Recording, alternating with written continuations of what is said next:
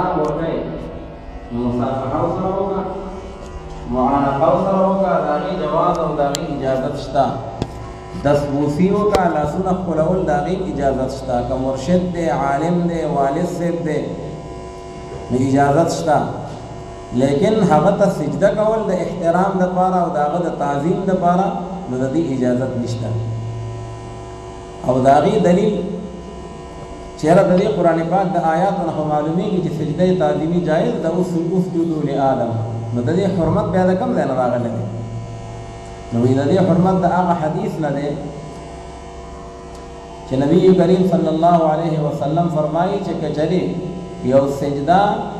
د یو انسان دپاره جایز وي نو ما به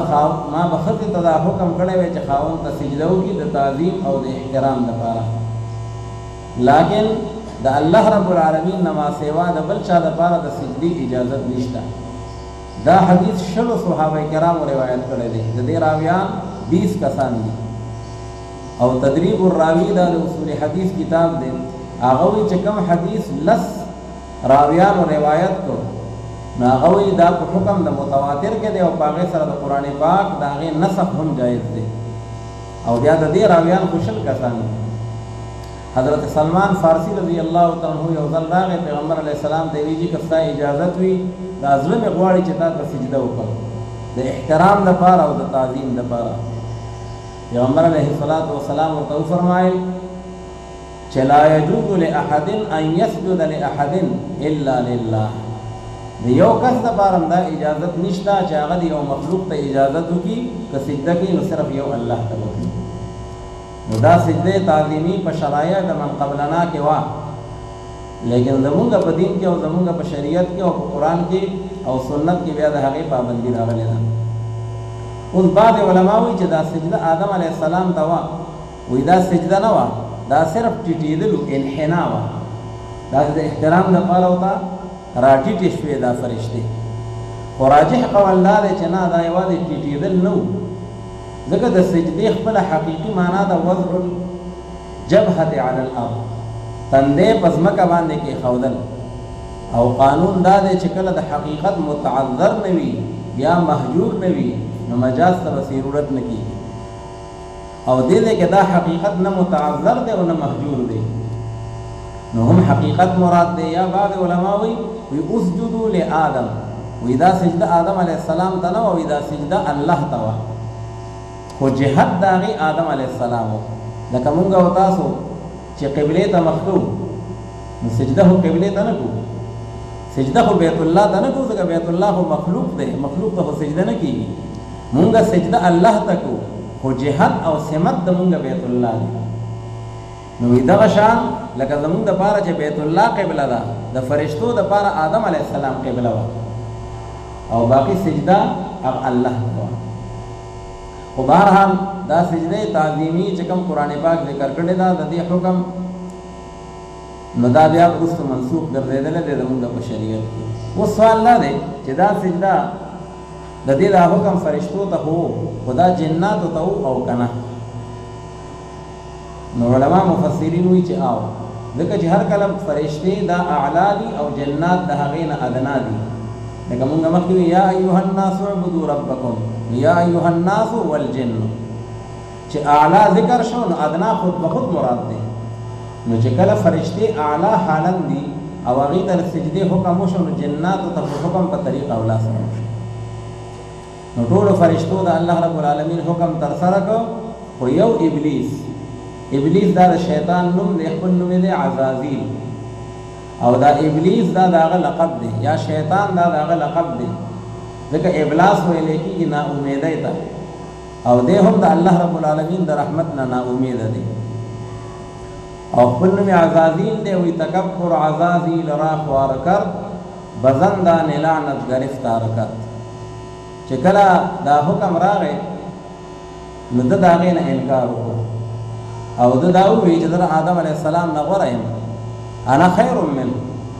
خلقتني من نار وخلقته من طين او ځان له یو قیاس او صغرا کبرا جوړ کړم زه د اور نه پیدا یم او آدم علیه السلام د خاورې نه پیدا دی او دا اور چې دی نو دا د خاورې نه اعلا دی دا اور نورانی دی او دا خاور ظلمانی ده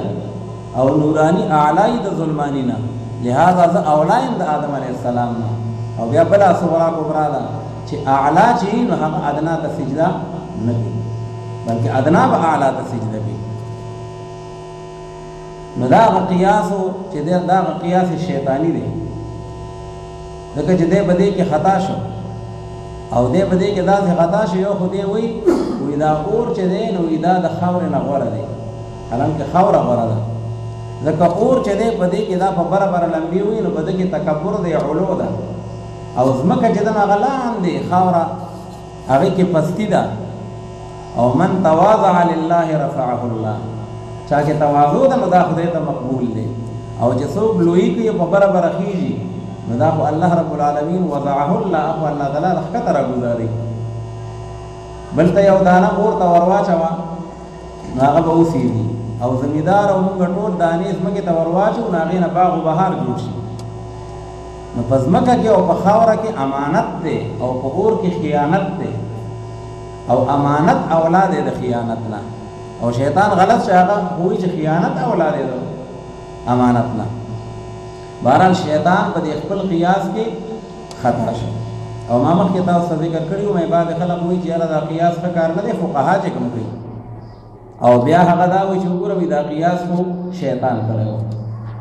حالانکه دا قیاس او هغه قیاس په دې کې د ځمکې او د اسمان فرق دی، دا ډېر بدل بدل دی او دا جدا جدا دی. او د یو د نقصان نه د بل نقصان هغه نه ثابتېږي، یا د یو د جواز نه د هغې بل جواز نه ثابتېږي. د شیطان د قیاس داسې مثال دی لکه هغه یو سړی ونې ته ختې ونې ته نو چې بره ختې و نو بیا ولې د راکوزېدو چل نه ورته، بره ناست دی ناست دی ناست دی. اوس خلک یوې راوستو بلې راوستو بشیرګلې راوستو چې لکه دا به څنګه راکوزو، هېڅ چاله علاج نه ورکوي. یو سړی راغی چې مونږ به وایو هغه د مولانا ظاهر الدین صاحب د علاقې دی، او دوی به وایي چې نه هغه سموالو، موږ له بیا جواب راکړي که نه، مونږ وایي هغه بونیری و او دوی وایي چې نه هغه سموالو. بهرحال هر ځای چې په خلقو کې ډېر مشهور و چې لکه دا هغه ته یې مونږ له مشوره راکړه دا سړی بره ښه دی او ده سره به اوس څه کوو. هغه وایي دا خو بس د خدای په فضل ډېر اسان کار دی، خو تاسو هسې حوصله خطا کړې ده. وایي څنګه یو غټه رسۍ وګورئ، غټه رسۍ وکتله وایي ده ته یې ور واچوه، چې ور واچوله املا پورې کلکه وتړه. چې املا پورې کلکه وتړله نو دا خلک خو ټول راغونډ شوي وو. وایي زه به 1 2 3 وامه، او چې 3 وامه نو دا رسۍ به یکدم راکاږئ. نو چې 1 2 3 ورته وکړې چې رسۍ یې راکړه چې درش شو ښکته یې راخلاص کړو او د سړی مړ شو. هغه سړی وایي یاره بس وایي د اجل او د نیټې جنګ دی، خدای ته به داسې منظوره وه کني په دې طریقه ګوره چې مونږ د کوهي نه څومره کسان راوښکلي وو. دا د شیطان قیاس دی. هلکه ته د کوهي نه خلک راوباسې نو د ونې نه به خلک په هغه طریقه باندې راته وایي. نو شیطان چې کوم قیاس کړی دی نو دا جدا دی. فقها چې کوم قیاس کوي هغه د حکم شرعي د معلومولو لپاره شیطان په مقابله د نص کې قیاس وکړو،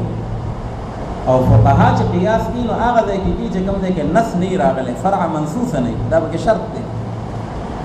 یو سالک فرمایي وی کار پاکان را قیاس از خود مگیر، گر ایمانت در نوشتن شعر و شیر. وی د پاکانو کار په خپل ځان باندې مه قیاس کوه، هر سړی په ځان باندې مه قیاس کوه. وی اگر چې په لیکلو کې شعر او شیر دا یو شان دي، شعر زمرې خلک خوري او شیر پی شودو، نو هغه چې کوم دی نو ما او تا لږ او بیا چې کوم دی نو دا پی خورو. نو شعر او شیر خو په لفظ کې یو شان دی، شین یا را، لیکن په معنا کې د ځمکې او د اسمان فرق دی، ځکه چې شعر هغه عاقل دی خلک ماتوي، او شیر چې دی هغه معقول دی ما ورته یې خورو، یا مشروب دی ما ورته یې چې کوم دی څکو. نو دا هم قیاس و هغه هم قیاس دی، خو که یو سړی وي دا غلط دی نو د فقهاو هم غلط شو، نو دا حماقت دی. دواړو کې فرق دی. بهرحال ابلیس ځان له دا قیاسونه جوړ کړل او د الله رب العالمین د حکم نه انکار وکړو او وکانا من الکافرین الله تعالی ویلاړو د کافر بچی ته نه جوړ شو. اوس دا چې دا شیطان چې کافر شو نو دا ګوره صرف په دې باندې نه چې سجده یې ونه کړه، لکه نن بلا مسلمانان دي بلا سجدې ونه کړي، بلا منځونه ونه کړي، خو اهل سنت والجماعت مسلک دار چې بیا هم دا مسلمانان دي، فاسقان دي خو مسلمانان دي. نو شیطان په عدم سجده باندې کافر شوی نه دی، په عدم عمل، بلکې دی په انکار باندې ابا او بل د الله رب العالمین سره معارضه او مناظره جوړ کړه، د الله سره بحثونه جوړ کړل، نو دی په دغه انکار باندې دی کافر جوړ شوی دی. البته سوال دا دی چې وکانا من الکافرین دا خو د ماضي صيغه ده، دی و د کافرانو نه، نو د کافرانو نه خو نو دی خو پخوا د ته وایي طاووس الملائکه وي او د ملائکو سره ښکته کېدو بره کېدو ناسته ولاړه یې کوله او ډېره موده ډېر لوی شیخ و بلا عبادتونه یې کړي وو، نو دی خو پخوا کافر نه او قرآن حکیم وي وکانا من الکافرین. نو دوه جواب دي، یا دا چې وکانا من الکافرین فی علم الله تعالی، دا د الله په علم کې وه چې که دی هر څومره شیخ دی خو بس یو پیری به سر خوري او دی به کافر کېږي، نو دا د پخوانه د الله په علم ازلي کې وه چې دی به کافر کېږي. او یا دا چې افعال ناقصه د یو بل په ځای هم مستعملېږي، نو کانه به معنا سواره، نو وکانه من الکافرین یعنې وسواره من الکافرین، پخوا خو دی مسلمانو خو اوس کافر شي چې کله انکار وکړو. نو الله رب العالمین هغه واقعات ذکر کوي، فرمایي وَإِذْ قُلْنَا لِلْمَلَائِكَةِ اسْجُدُوا، او یاد کوي هغه وخت چې کله موږ فرمایل فرشتو ته چې سجده وکړئ تاسو حضرت آدم علیه السلام ته، لآدم یعنی اکراما لا عبادتا، دا د اکرام او د تعظیم سجده وه، دا د تعبد سجده نه وه. فسجدوا الا ابلیس، پس سجده وکړه ټولو ملائکو او ټولو فرشتو، لیکن شیطان ابلیس او شیطان هغه چې کوم دی سجده ونه کړه، ابا واستكبر وکان من الکافرین، انکار وکړ شیطان د سجدې نه او تکبر او لوی وکړه، وکان من الکافرین یعنی وسوار من الکافرین، وګرځید د کافرانو نه، یا وکان من الکافرین فی علم الله تعالی. وقلنا یا آدم اسکن انت وزوجک الجنه، اوس چې هر کله آدم علیه السلام الله پیدا کو نو د پیدایش نه بس الله رب العالمین هغه ته حکم وکړو چې تا او ستا بیبي حضرت حوا، چې دا حوا بیبي الله رب العالمین د آدم علیه السلام د کسې پوښتنې نه یو حساب خپل قدرت لایقه سره هغې نه حوا بیبي پیدا کړو، وی تا او ستا دا بیبي دواړه جنت کې اوسئ. دا کوم جنت دی؟ نو بعضې علما وایي چې دا جنت د دنیا یو جنت و، جنت معنا باغ وی، دا په یمن کې یو علاقه وه او وی چې بس دغه ځای کې اوسېږئ، وکلا منها رغدا حیث شئتما، او دا وی هغه جنت نه دی آخرت والا، او دلیل دا دی وی ځکه آخرت والا جنت چې دی هغې ته چې څوک داخل شي نو بیا د هغې نه ودل نشته، او آدم علیه السلام خو ته بیا راوتی دی، نو دا د دنیا جنت. لیکن راجح قول د محققینو دا دی مفسرینو چې دا هغه جنت دی آخرت والا، او که تاسو وایئ چې هغې جنت ته څوک داخل شي نو بیا د هغې نه څوک راوځي نه، نو موږ حضور نبی کریم صلی الله علیه وسلم د معراج په شپه باندې ورته داخل شوی دی او بیا ترې راوتی دی، هغه چې څوک ترې نه راوځي هغه دا ده چې جزاءً داخل شي، معنا دا چې الله ولا د خپل عمل بدله ورکړي، حساب کتاب وشي او د جنت ته لاړ شي، نو بیا دې وتل نشته، او که څوک د سیر او د تفریح دپاره ورته لاړ شي نو بیا خو د هغې نه وتل شته. پیغمبر علیه السلام هم بیا راوتی دی او آدم علیه السلام ته هم بیا راوتی دی، راجح قول د مفسرینو دغه دی. نو الله تعالی ورته وایي دې جنت کې دواړه اوسېږئ، او د هغې میوې د هغې خوراکونه هغه ښه فراخه خورئ، په تاسو پابندي نشته، خو یو کار به کوئ چې دې ونې ته به تاسو نه نږدې کېږئ، جنت کې ورته یې ونه وښودله. دا ونه د څه شي وه؟ نو بعضې علما مفسرین دي دا د غنم ونه وه، څوک دا انځرو، خو محققین فرمایي چې ابهموا ما ابهم الله، چې یو شی الله مبهم پرېښی دی بس تاسو یې مبهم پرېږدئ، بس یو ونه وه هغه د الله په علم کې دا حقیقت د هغې الله ته معلوم دی چې دې ته به تاسو نه نږدې کېږئ. ګوره داسې ونه وی چې ولا تأکلا هذه الشجرة، بلکې ولا تقربا نږدې ورته هم نشئ. ځکه چې څوک یو څیز ته نږدې کېږي او هغه ناجایز وي او هغه حرام وي نو آخر دی په هغې کې من یحول حول الحما یوشک ان یقع فیه، چې څوک د یو ورشو نه چار چاپېره چورلي کوم یو څاروی د یو پټي نه چار چاپېره نو کېدای شي شپول کې ورته خوله وردل نه کړي یا ورته ورګډ شي. د دې نه فقهاو یو مسله معلومه کړې ده او ذکر کړې ده، هغې ته وایي مسله د سد الذرایع. مسله د سد ذرایع. سد ذرایع معنا دا ده چې یو شی حرام نه دی خو ممکنه ده چې د حرامو دپاره ذریعه شي، نو دا کار به هم نه کوي. پخپله خو جایز دی. او د دې مثال داسې دی لکه د فتنې زمانه ده، مسلمانانو یو بل پسې اسلحې راخیستې دي خدا نه خواسته، او یو بل وجني او یو بل قتلي او د یو بل خونریزي کوي. اوس بل یو سړی دی هغه په دې دواړو فریقینو کې یو سړي باندې وسله خرڅوي، هغه له کارتوس راوړي. نو څوک ورته ویل که دا کار مه کوه، دا معامله ډېره خرابۍ ته روانه ده. دی وایي زه خو نه کوم. نو ته خو نه کوې خو چې بچا یې خرڅوي نو هغه یې کوي. نو په دې سره دا جنګ ګرمېږي، د مسلمانانو آپس کې وینې تویېږي. نو د ده دا اسلحه په هغې باندې خرڅول او دا کارتوس په هغې باندې خرڅول دا هم حرام او ناجایز شو، ځکه چې دا د حرام ذریعه ګرځي، دا د ناجایز دپاره سبب ګرځي. نو دې ځای کې دا ونې ته نږدې کېدل په دې خو پابندي نه وه. اصل مقصد خو دا و چې خورئ به یې نه، خو چونکې چې نږدې کېږي نو خلک وایي چې ګرړېږي نو آخر ورېږي. نو چې نږدې کېږي نو کېدای شي ویې خوري. نو الله تعالی ورته وایي ولا تقربا هذه الشجرة، دې ته به نږدې هم نه ځئ. ورنه تاسو به چې کوم دی د اعتدال نه د هغې نه به چې کوم دی نو هغه هټاو شي. شیطان چونکې هغه د آدم علیه السلام هغه ازلي دشمنو، ان الشیطان لکم عدو فاتخذوه عدوا، هغه به دې تاک کې و چې کله به آدم علیه السلام او اولاد آدم، ځکه چې کله هغه الله رب العالمین ورټه او ملعون او مطرود یې کړ، هغه قسمونه وخوړل. وروسته را روان دي چې زه به دا آدم او اولاد آدم دا به ګمراه کوم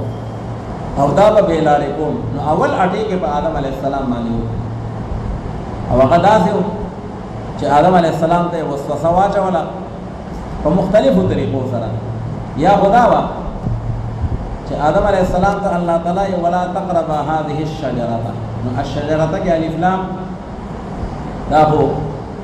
مثلا جنسي دي، د دې شجرې دا جنس چې دی لکه د غنم دا جنس چې دی یا د انځر دا جنس چې دی نو دې ته به ګورنې نږدې کېږي. او شیطان ورته وسوسه داسې واچوله چې الف لام عهدي دي، دغه ونه دا معهوده، نو خیر دی دا مه خوره که نه دا بله وخوره، د غنم دا بله ونه وخوره، تا ته خو دې باندې پابندي لګولې وه. او یا د انځر دا یې ومه خوره او دا بله وخوره. حالانکه مقصد خو فرد نه و، مقصد خو جنس و. حضور نبی کریم صلی الله علیه وسلم یو ځل بار تشریف راوړو مجلس ته، او په یو لاس کې د ریخمو ټوکړه وه او په یو لاس مبارک کې د اوسپنې د سرو زرو ټوکړه وه.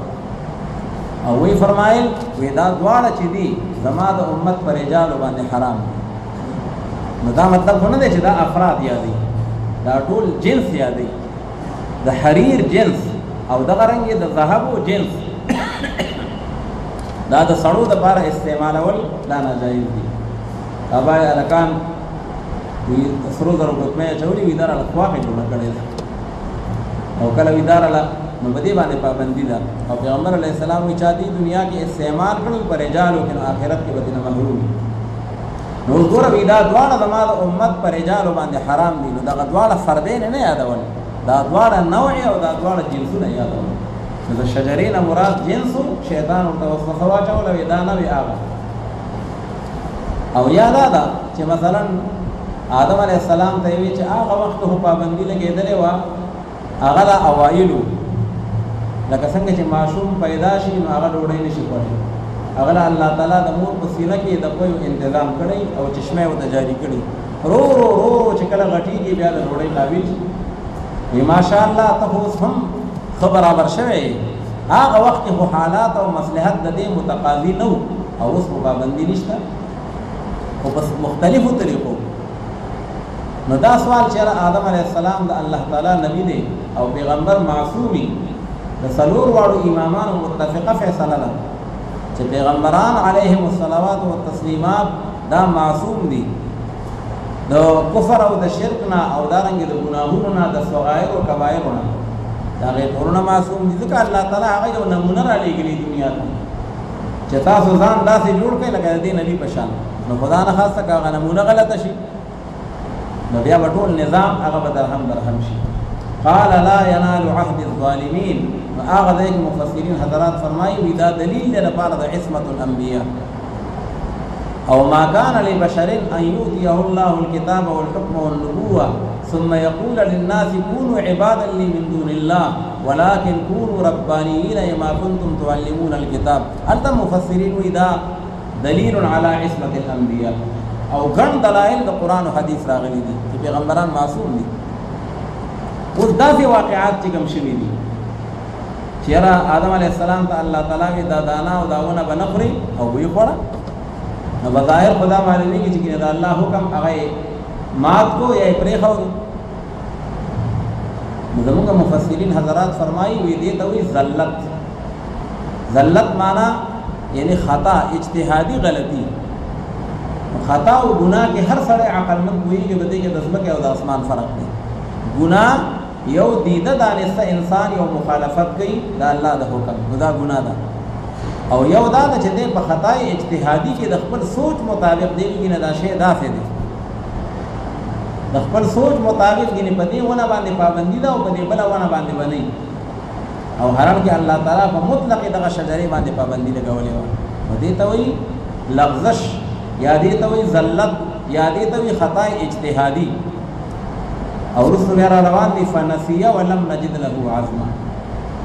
او سوال لاله چې آدم علیه السلام ته الله پاک وی چې دا شیطان ستاسو دشمن دی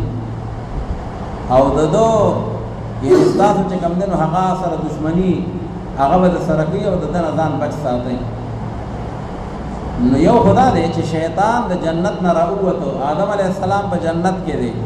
نو وسوسه ورته څنګه واچوله او آدم علیه السلام سره ملاقات بیا څنګه وشو او دویم دا چې د دشمن دا خبره بیا ولې ومنله. اوله خبره هغه کې مفسرین مختلف احتمالات دي. آدم علیه السلام په جنتونو کې ګرځېدو رغدن چې کوم ځای کې دا هغه خو هوا نو آدم علیه السلام مثلا د جنت گیټ نه راغلی دی او شیطان د جنت په گیټ باندې بار ولاړ دی دقلته ملاقات شوه او یاد ده چې شیطان چې دا جنی دی کان من الجن نو در الله تعالی په مختلفو شکلونو د بدلیدو داغي قدرت ورکړي دی نو د ځان نه بل شکل کې متشکل کړي دی لکه بعض مفسرین وی د مار په شکل کې لکه وی د شیطان په خپل شیطانی شکل کې را روانو په گیټ باندې فرشتو ودرو وسا داخله ممنوع ده نو دیولګي په بل شکل کې باغی کې داخل شوه دی او بیا د آدم علیه السلام سره ملاقات شوه. محققین مفسرین وی نه د مار شکل ته ضرورت شته او نه د آدم علیه السلام گیټ باندې راتلو د دې احتمال منلو ته ضرورت شته. شیطان له الله تعالی دا طاقت ورکړی دی چې دې چې وسوسه انسان ته اچي نو باغی کې د میلاوېدو د قریب کېدو د هغې ضرورت نه دی د لرې نه هم په انسان باندې اټیک کولی شي په زړه کې او په دل او دماغ کې یو خبره اچول او یو وسوسه اچول نو په دې کې د نزدېکت او په دې کې د قرب د هغې ضرورت نشته لکه مسمریزم په طریقې سره داسې یو مختلف یعنی مواد دي چې په هغې کې د انسان د دل او دماغ خلق ځان طرف ته مایله کړي د لرې نه د بل ځای نه داسې یو اثرات وکړل داسې یو تاثیر یې وکړو او یو سړی هغې خپل موقف طرف ته مایله کړي نو بهرحال په مختلفو طریقو باندې شیطان ورسېد. اوس دا چې دا دشمنو نو دا خبره یې ولې ومنله نو یا خدا و چې په بل شکل کې راغلی ور پېژندلی هم نه ده چې دا قصر کوزی دی او یا دا ده چې بعض اوقاتو کې وي عدو شوه سبب خیر اگر خدا خواهد چې بعض وخت کې دشمن هم د انسان دپاره د خیر ذریعه ګرځي که الله تعالی وغواړي. وجه عربي کې وایي انظر الی ما قال ولا تنظر الى من قال. من قال ته ونه ګورې دا خبره څوک کوي خو ما قال ته به یې ګورې چې دې څه وایي او شیطان د ظالم بچی قسمونه وکړل وقاسمهما انی لکما لمن الناصحین زمانه د خدای په ذات باندې قسمی کتا سو دواړو داونه وکړه نو بیا به عمر لګدې جنت کې پاتې شي او کچې نه وکړه نو دومره په زور وجړل شیطان په زور آدم علیہ السلام حیران شو دا څوک جاړي او دا څه مسله ده ورته خیر خو دې وی پتا سو باندې جاړه ډېر خپل ځای دی خو بس ځای به دی نو د پاتې کېدو لار وې دغه کداونه مو خړن وس پاتې بشي کا نو بهرحال دا مختلف وسوسې او مخکې ما ذکر کړو چې اصل خبره دا و چې الله رب العالمین دا څه مقرر و چې آدم علیہ السلام هغه الله تعالی جنت نه پیدا کړی ابتداء انی جاعل فی الارض خلیفہ لازمکه د پاره الله رب العالمین دا هغه دانی وړلو او الله رب العالمین ورته حکم هغه راولېګو چې تاسو چې کوم دین هغه زمکه تلاړ شي او زمکه تکوش شي نو هغه واقعا الله رب العالمین ذکر کوي ودن توزادا الله تعالی یا آدم اسكن انت وزوجك الجنه تو او استا بیبي مدینه دا معلومه شوه چې په سکونت کې اصل چې دی دا زوج دی هغه بیبي معطوف کړه هغه تابع کړه معطوف تابع د معطوف علیه نو کچری او سړی زوج خاوند وي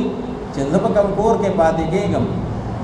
مثال په تور باندې دلته کې ما ته حالات ټیک نه دي د په خبر ته کډوړم بس په دغه سره دي چې هغه مطالبه کې چې ما سره وځي دا څنګه چې هغه وي زه د کلی نه بار نه او کاغه وي ذکر راځي ته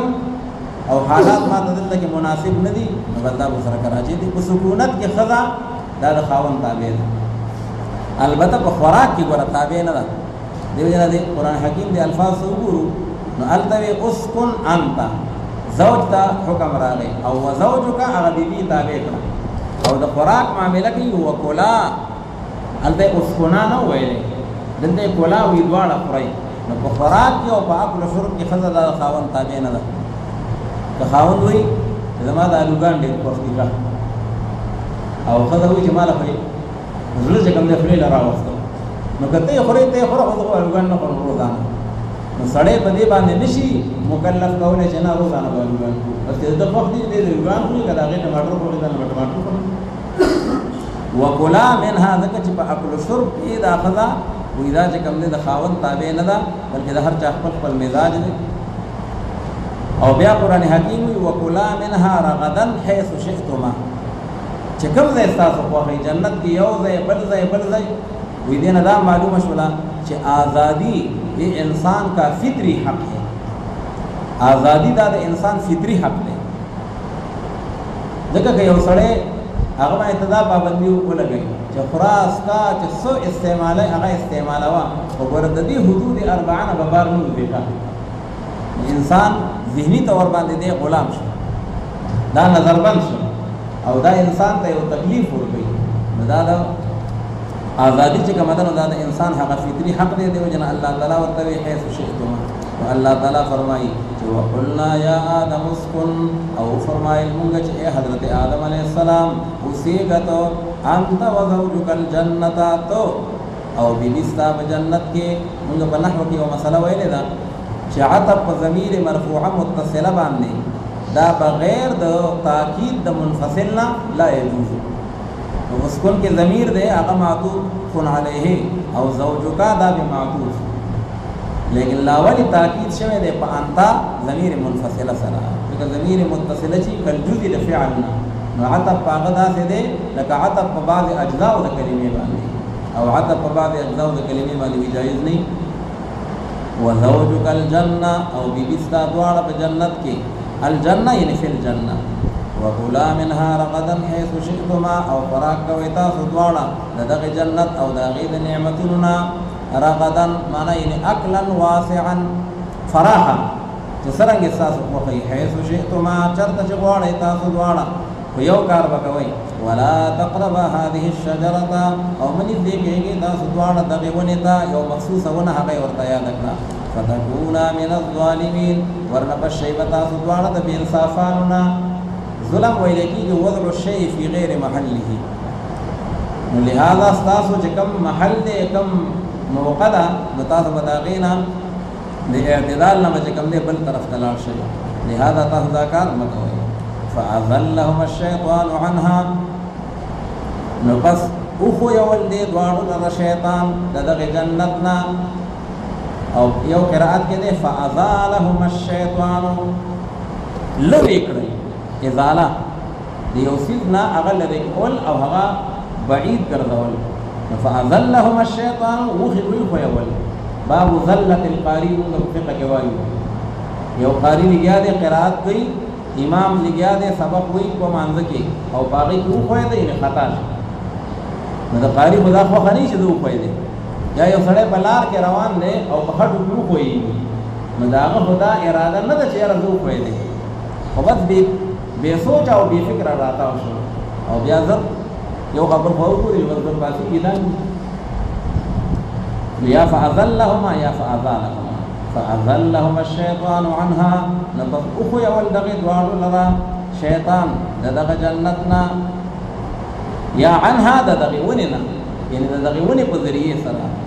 فأخرجهما مما كان فيه ووښکل دغه شیطان. ګور اصل کې خو شیطان نه دي راوښکلي د جنت نه، الله راوښکلي دي. دا نسبت بیا مجازي دی، ځکه سبب ورله شیطان شو، ورنه نور راوښکلي دي الله پاک. فأخرجهما مما كان فيه راوښکل شیطان دغې دواړو لره د هغه نعمتونو نه چې دا دواړه په هغې کې یعنې من النعم. وقلنا اهبطوا بعضكم لبعض عدو. او فرمایل مونږه دوتا چې کوم شی تاسو په دې حالت کې چې بعد وختاسو د نور بعض لپاره دشمنی کوونکی یې، بعد د جنت زندگی ختم دنیا ته لاړ شئ، هغه د الله غ حکمت پوره شو. اوس دنیا ته لاړ شئ او دنیا کې به هم پاتې کېدل داسې چې ستاسو منځ کې به ستا د اولاد په منځ کې به دا تربګنۍ دشمنۍ عداوتونه او تومې دا وکړي. دا الله رب العالمین دا خپل حکمت ازلی مطابق آدم علیہ السلام ته دا غي حکم وکړ. نور دا مخکې چې کوم بیان شو د محققینو د وینا مطابق چې پیغمبران معصوم دي او دا کوم چې داسې واقعات راغلي دي نو دا به اجتهادي خطا باغې ته وي یا اجتهادي لغزش باغې ته وي یا ذلت باغې ته وي، لیکن هغې ته ګناه یا هغې ته چې کوم دی نو هغه جرم هغه نه ویلی کېږي. نو دا ځکه چې بعضې حضرات د خپل ناپوهۍ د وجې نه هغې په پیغمبرانو متعلق داسې موقف قایم کړي چې هغه یعنې د اعتدال موقف نه وي. ځکه چې په دې ځای کې مودودي صاحب ځای په ځای باندې چې کوم د پیغمبرانو متعلق لیکلي دي نو دې هغې ته نسبت د ګناه کړی دی او هغه وایي چې عصمت د پیغمبرانو دپاره دا وایي شرط نه دی. نبوت سے پہلے حضرت موسیٰ علیہ السلام سے ایک بہت بڑا گناہ ہوا تھا. د پیغمبرۍ نه مخکې د موسی علیه السلام نه یو ډېره لویه ګناه شوې وه. نو ګناه خو ګناه شوه او لویه ګناه کبیره شوه او بہت بڑا پته نه لګي دا ګناه کبیره نه غټه شوه. نو دا بالکل د اهل سنت والجماعت د هغې د هغه اعتدال والا مسلک دا د هغې نه انحراف دی او د هغې نه زیغ دی. او یا حضرت یوسف علیه السلام متعلق وی اجعلنی علی خزائن الارض، وی چې دا ټولې خزانې ما ته حواله کړه عزیز مصر ته یې وی. نعوذ بالله دا یوسف علیه السلام ډکټیټر و او وی د یوسف علیه السلام مثال داسې دی خاکم بدهن تشبیه ورکړې ده. وی لکه اټلي کې مسولیني یو دهریه او یو سوشلیست حکمران تیر شوی دی، وی څنګه چې هغه د عمل کنټرول کړی و د خپل ډنډې په زور باندې، وی دغه رنګ یوسف علیه السلام هم یو ډکټیټر و. نو دا د پیغمبرانو په شان کې تنقیص دی او دا بې ادبي ده. دغه رنګې چې کوم دی نو هغه د نورو پیغمبرانو متعلق د دې وجه نه د ټول علماو د اهل سنت والجماعت هغوی دا لیکلي چې مودودي دوال او المضل دا په خپله هم ګمراه دی او نور خلق چې دی نو هغه هم ګمراه کوي په دې غلطو عقایدو باندې. نو پیغمبران علیهم الصلوات والتسلیمات دا معصوم دي. چې کوم واقعات داسې راغلي دي نو دا خطای اجتهادي ده او ګناه نه ده. او یا دې ته ویل کېږي چې کوم دی ترک الاولا، ځکه چې پیغمبران علیهم الصلوات والتسلیمات ډېر اوچت خلق دی، د الله په کائنات کې د ټولو نه اوچت مخلوق دی. نو حسنات الابرار سیئات المقربین، د عامو نیکانو نیکۍ چې دا د مقربینو خطاګانې شمارل کېږي.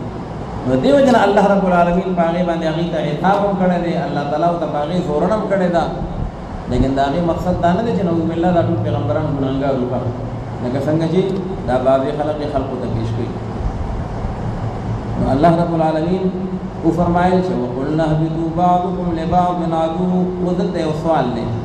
اهبطوا د جمع صيغه، آدم علیہ السلام او حوا بی دا خطبه کسان دي، او الله تعالی ورته اهبطوا د جمع صيغه ورته ټول کوشي. یا حسن حضرات وی آدم علیہ السلام او حوا بی او شیطان دا دې ټول ته حکم دی چې ځای دنیا زمکه ستاسو لپاره محاذ جنگ دی، رحمانی قوتونه او شیطانی قوتونه او بدی کې په مقابله کې تر قیامت پورې او امتحان دی. نو ځای هغه امتحانی حال ځان رسوي، یا خو دې ټول ته خطاب دی، او یا راجح قول الله چې دا خطاب آدم علیہ السلام او حوا بی ته دی، خو د جمع صيغه څنګه ده چې انتما و چې تاسو دواړه هم او هغه څوک چې کوم تاسو ذریت نه تاسو په هغه باندې مشتمل وي، یعنی تاسو چې آینده کوم اولاد کېدو والا دی، نو هغه ټول د سیل می د دنیا د عظمت ته کوم نه هغه ته کوشي. وقلنا اهبطوا بعضكم لبعض عدو. او فرمایل مونږه چې کوشي تاسو په دې حال کې چې بعض تاسو بدن او بعض لپاره دښمنی کوونکي، ولکم فی الارض مستقر. او تاسو لپاره په ځمکه کې یو ځای د قرار نیولو دی، ځمکه کې به هم همیشه لپاره نه صرف یو مخصوص وخت وي، شپېته کاله اتیا کاله قرار ورګی نیسي. ومتاع الی حین. او یو فائدہ ده تر دې یو وخت مقرره پورې چې هغه موت دی. فتلقى آدم من ربه كلمات فتاب عليه. حضرت آدم علیہ السلام چې هغه د الله رب العالمین د طرف نه داسې چرته عتاب لیدلی و، نه زورنه لیدلی و، او کله دا حالات ورته مخې ته راغلل چې الله رب العالمین زمانه په دې باندې ناراض شو، نو فورا الله رب العالمین ته راجعون شو. او روایات کې راځي چې 200 کال حضرت آدم علیہ السلام دا جړل زمکه ته راکوش شو د الله په حکم. آدم علیہ السلام په سرندیب کې راکوش شو. سرندیب سریلنکا هندوستان کې یو ځای دی، او حوا بی دا په جده باندې راکوش شو، جده وی نیاتا، او سعودي عرب کې جده الله کې د حوا بی قبر هم دی، موږ ورلدلی وو چې فبلاش یا تزي ورلا. نو حوا بی په جده کې راکوش شو، آدم علیہ السلام هغه په سرندیب کې راکوش. دنیا کې بل څوک نو، دواړه یو بل پسې ګرځېدل تر دې چې د عرفات په میدان باندې د یو بل سره ملاقات وشو. یو قول دا دی چې عرفات ځکه وایي چې د هغې معرفت او تعارف خیال پکې شوی دی یو بل سره. نو 200 کاله پورې خو آدم علیہ السلام جړل، او په نه به اسمان ته ببره باندې کتل، ځکه چې ایمانه د الله رب العالمین په هغه حکم کې کوم کوتاهي راغلی ده. نو آخر کار الله رب العالمین داغو توبه قبول کړه، او الله رب العالمین مهرباني وکړه، او الله ورته یو څو کلمې وښودلې چې دا کلمې دا دعا او دا مناجات وایا، نو ستا چې کوم دی نو هغه غلطي او ستا چې کوم دی نو هغه خطا اجتهادي هغه به الله رب العالمین معاف. او هغه کلمې سوي ربنا ظلمنا انفسنا وان لم تغفر لنا وترحمنا لنكونن من الخاسرين. وګوره دواړو کې فرق دی. شیطان هغه کوتاهي وکړه، الله ورته یې ولې دی وکړه، نو بس فورا مناظره شروع کړه، انا خیر من خلقتني من نار وخلقته من طين.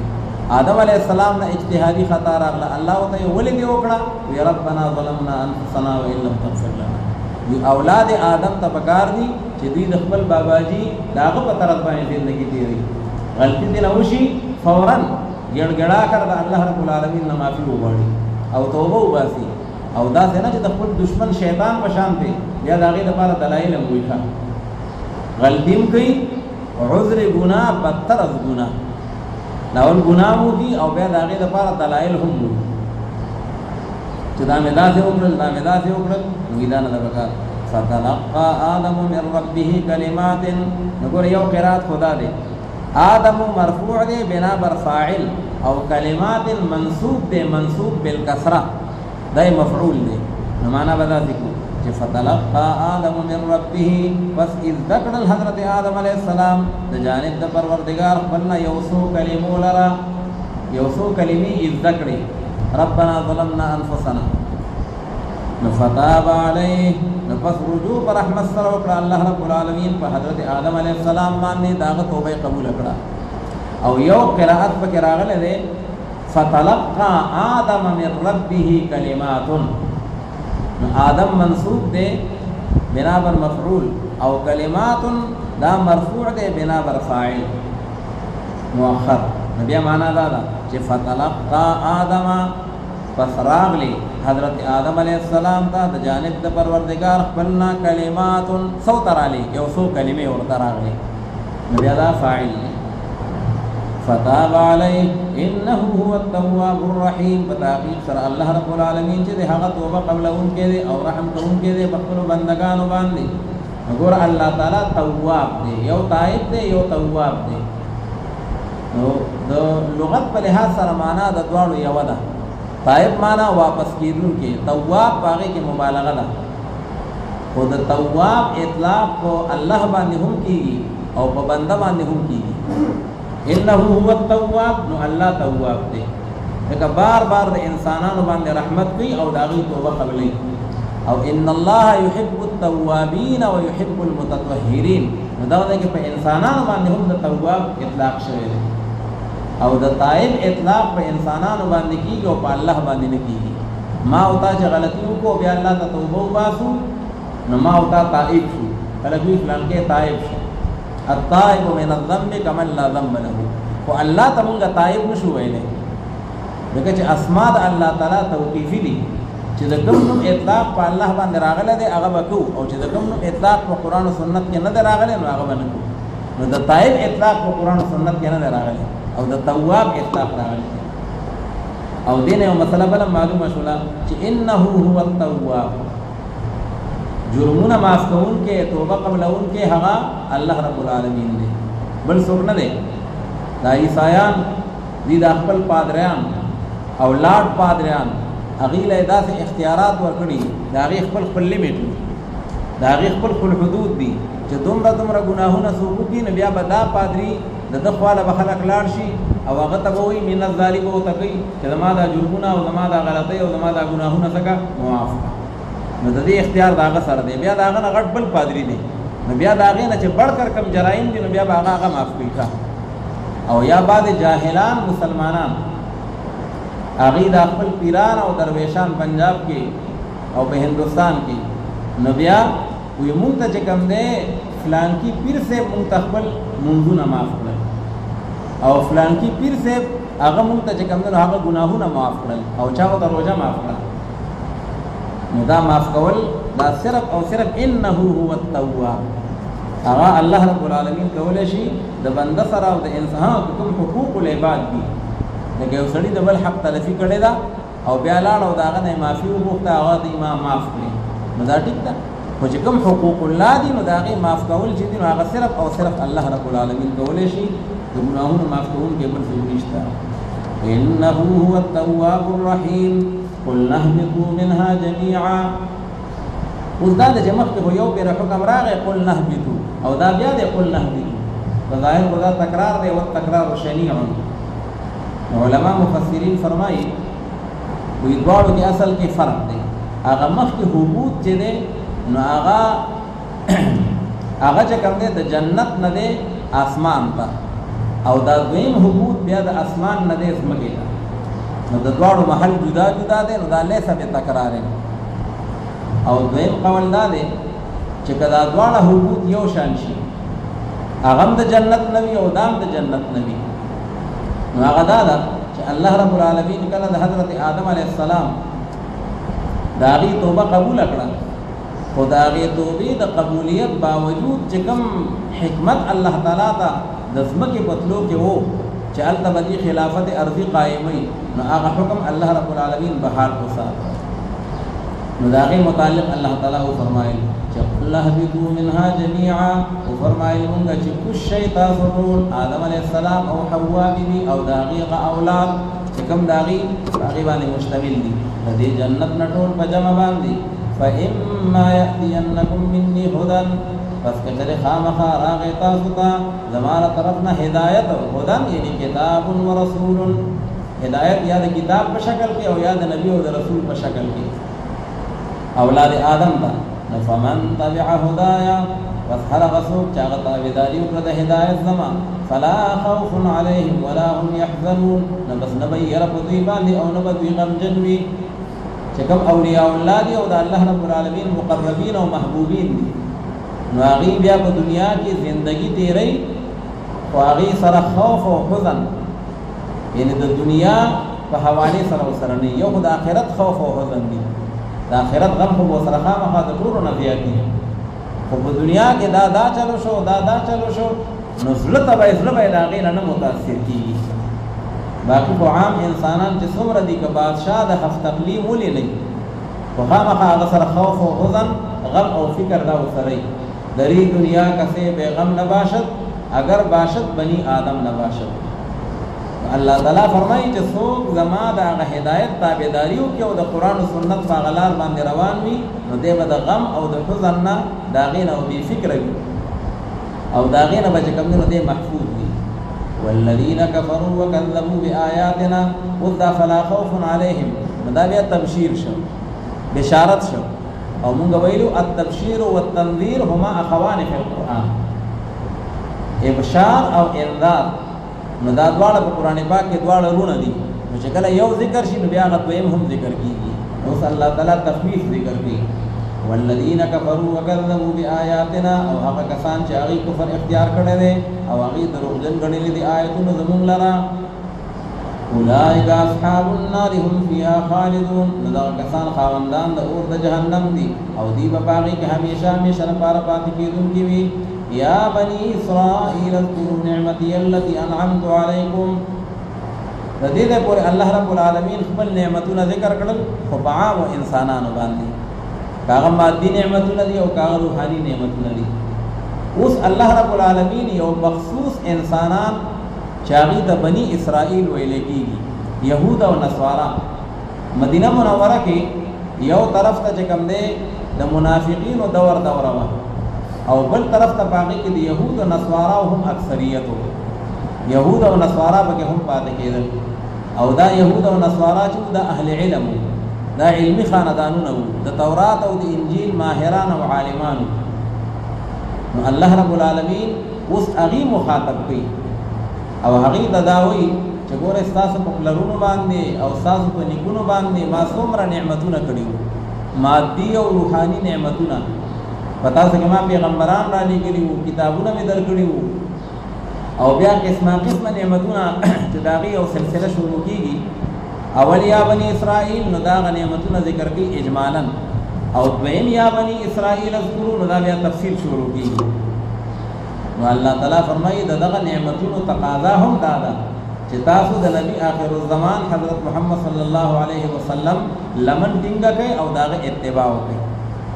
دکا چی تاسو مولیان یہ عالمان یہ او دا نور خلق چی دا خو انپڑا دے نو ولا تکونو اول کافرن بے تاسو اول کافران بجوڑے گئے دکا چی تاسو انکارو کئی اہل علم چکل پا غلط روان شی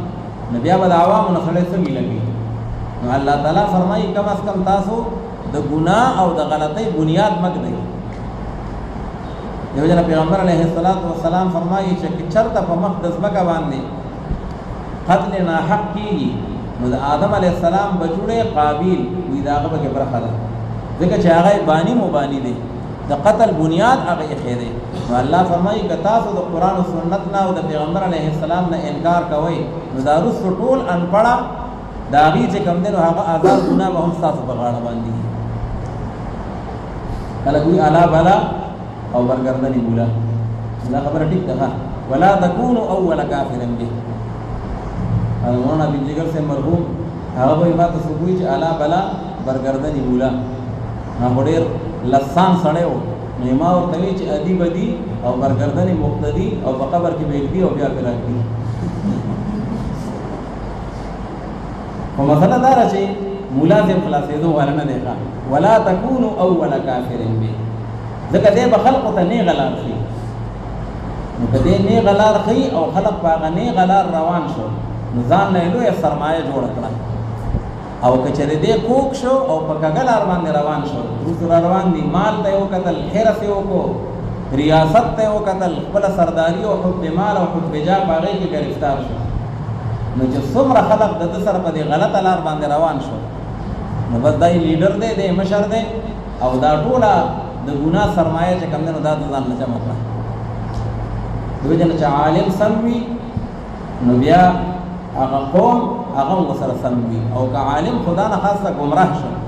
دوی جن عبد الله ابن مبارک رحمه الله د امام ابو حنیفه رحمۃ اللہ علیہ شاګرد دی هغه فرمایي وتا اوس نه پته دا خلق چا غرب دا خلق چا گمراه کو ناغه درې طائفو دین ته داسې نقصان رسولې دي چې داغه څه تصور نشته هل افسد الدين الا الملوك واحبار سوء ورهبانها وې دا دین دې ته فساد او نقصان چا ور کړی دی درې خلکو یو دی ظالمان حکمرانان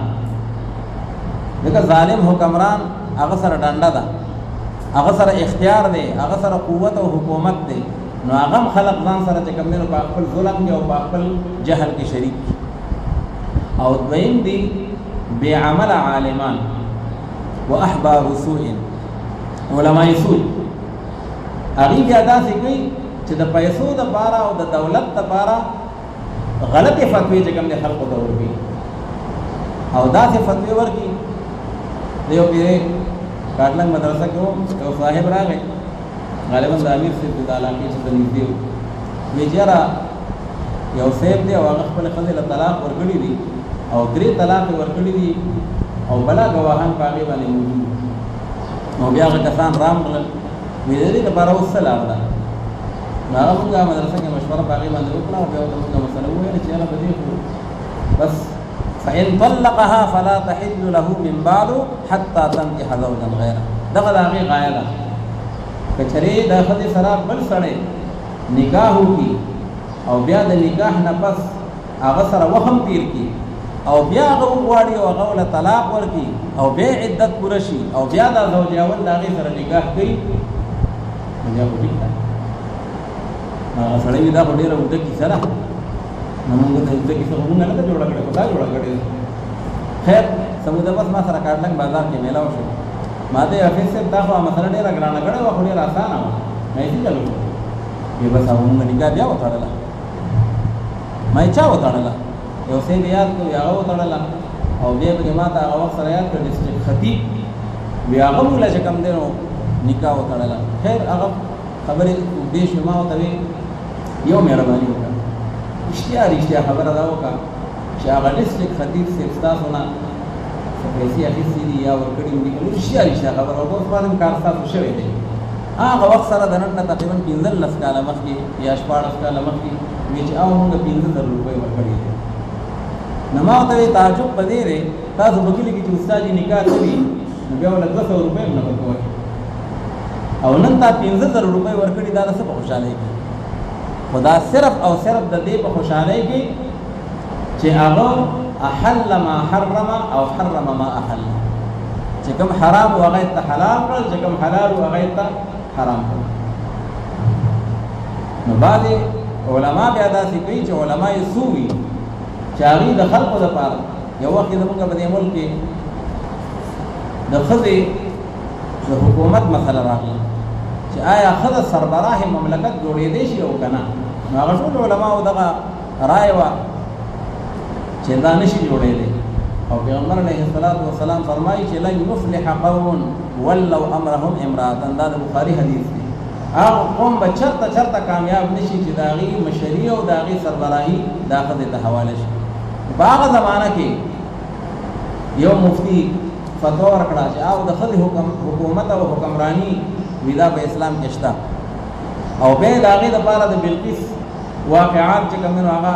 نقل کول حالان کې شرایط من قبلنا د موږ لپاره اله حجت ده چې کله قران او سنت پاغي نکیرو نکی او بیا د بخاری دغه حدیث چې د هغه متعلق وي نعوذ بالله د بخاری دا حدیث ودا چې کوم ده ودا کذب ده او ودا دي چې کوم ده راویان چې دي هغه دجال دي دا صرف د دنیا د دو پیسو د خاطره عبد الله ابن مبارک رحمه الله فرمایي کتاب ثبتره د دین ته تاوان چا رسولې دي دریو طائفو یو ظالمانو حکمرانانو او دویم بے عمل مولیانو او دریم جاهلانو پیرانو ورهبانوها هغه جاهلان پیران چې هغه وي زګر د نشینم او بیا چې کوم دین هغه صرف د خلکو نظرانی او شکرانی راغونډي او قران او سنت داغي تعلیمات ته نه ګوري یو صاحب د عبد الله ابن مبارک رحمه الله د شعر ترجمه کړی د اردو کې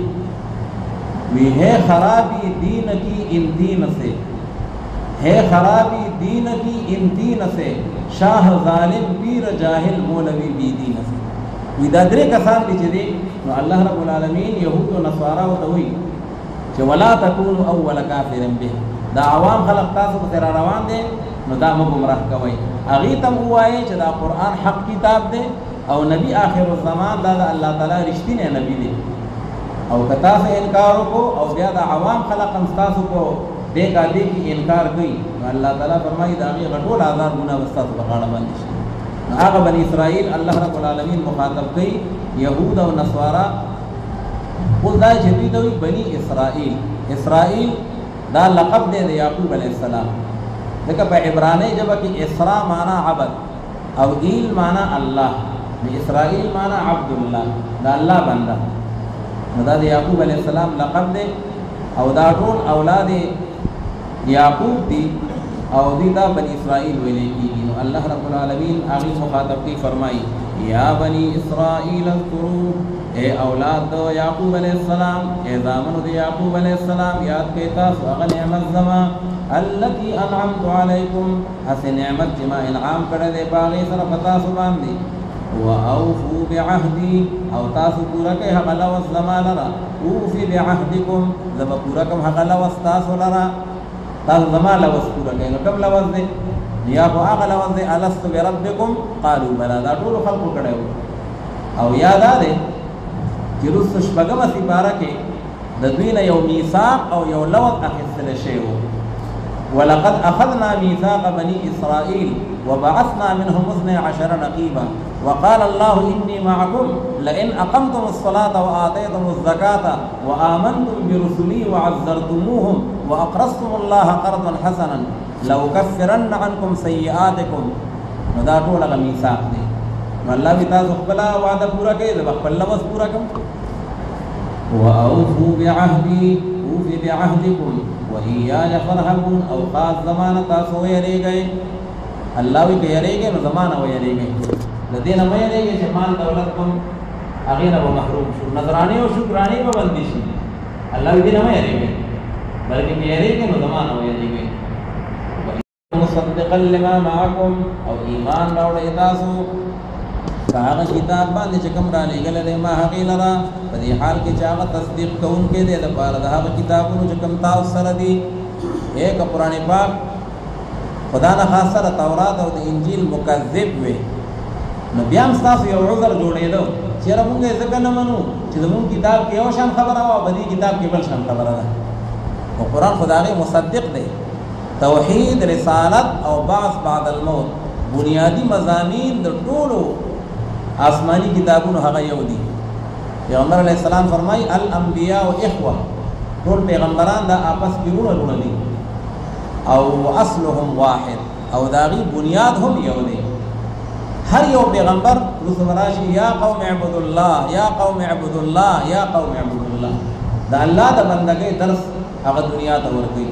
نو قران کو چې کوم دی دا غي مصدق دی نو مصدق لما معكم یعنی موافقا چې دا تصدیق کوونکې دی د پاره د هغه کتابونو چې کوم تاسو سره دي ولا تکونوا اول کافر به او مکه کې تاسو اول کفر کوونکې په دې قران پاک باندې چې تاسو اول مولیان لته ووي اهل کتاب نو هغه عام خلق بخامه خلته وي نو اول تاسو چې کوم دین دا غینه انکار هغه مکوي مدینه دا معلومه شولا چې څوک د حق دا غینه انکار وکي نو هغه د اول انکاری دی او کنه د په اخر کې انکاری دی هر یو ګناګار دی خدا چا چې اول بنیاد خې نو دا ډیر ګناګار دی دغه دور ته بنیاد کې خو کله خیر بنیاد کې خو نو دا د ټول نه زیات اجر هم د تملاویږي او کله شر بنیاد کې خو د ټول نه زیات وزر او گناه هم پتبایا ده پیغمبر علیه الصلاۃ والسلام فرمایي من سن سنتا حسنه فله اجرها واجر من عمل بها الى يوم القيامه. او بل طرف ته من سن سنه سيئه فعليه وزرها ووزر من عمل بها الى يوم القيامه. تو جماعت مدرسې جوړ کړل نو دې وی یا بني یا باغی کی محنت او کمالی او جانی او قیامت پورې بده پاغه اجر کې شامل وي. او که سنیمای جوړ کړه نو د شیطانای اړای جوړ کړه نو دې وی یا بني خو چې دغه اړه کې کوم شیطانی کیږي نو دو باغی کې برخه.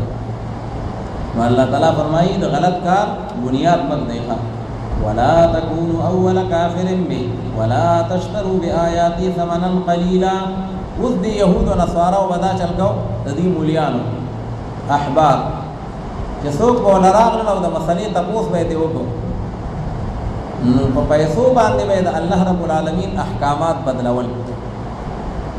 او کله به یو معزز سړی راغی داغه د پاره به یو شان حکم او که یو عاجز غریب فقیر سړی راغی داغه د پاره به بل شان دی قانون. دیو جنا پیغمبر علیه الصلاۃ والسلام چې کله فاطمه مخزومیه هغه اغلا وکړه او په اغلا کې هغه گرفتار شو او داغه متعلق پیغمبر علیه السلام اډر جاری کو چې د الله حد قطع دیت به جاری کړي. نو هغه خلق ډیر پریشان شو ودا خو ډیر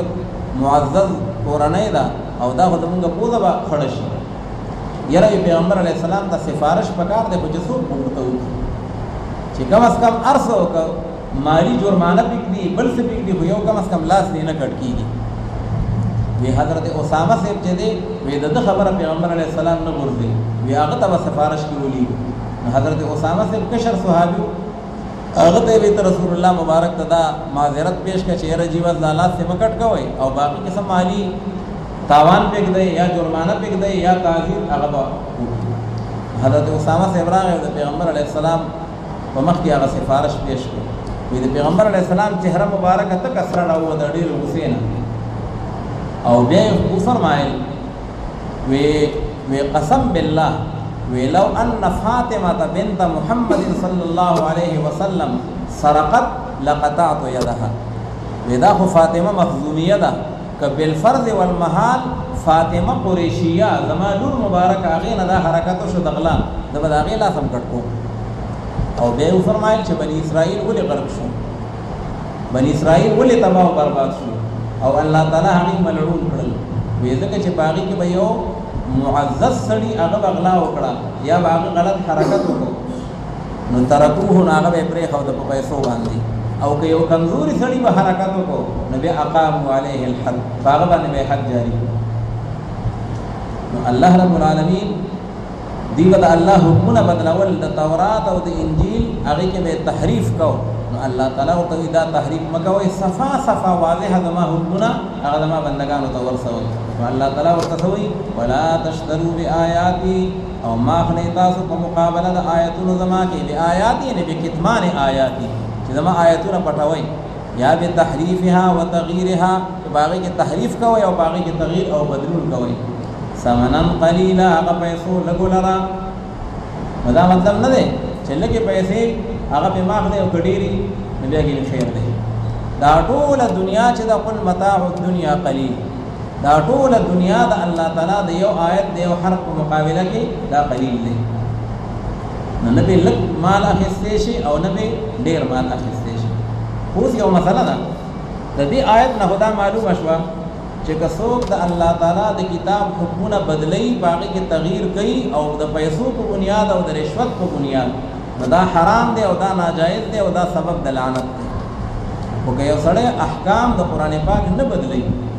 آیتونو کې تغییر نه کوي منو عن صحیح آیتونه یو قاری خلق ته بیانې یو امام خلق ته تلاوت کوي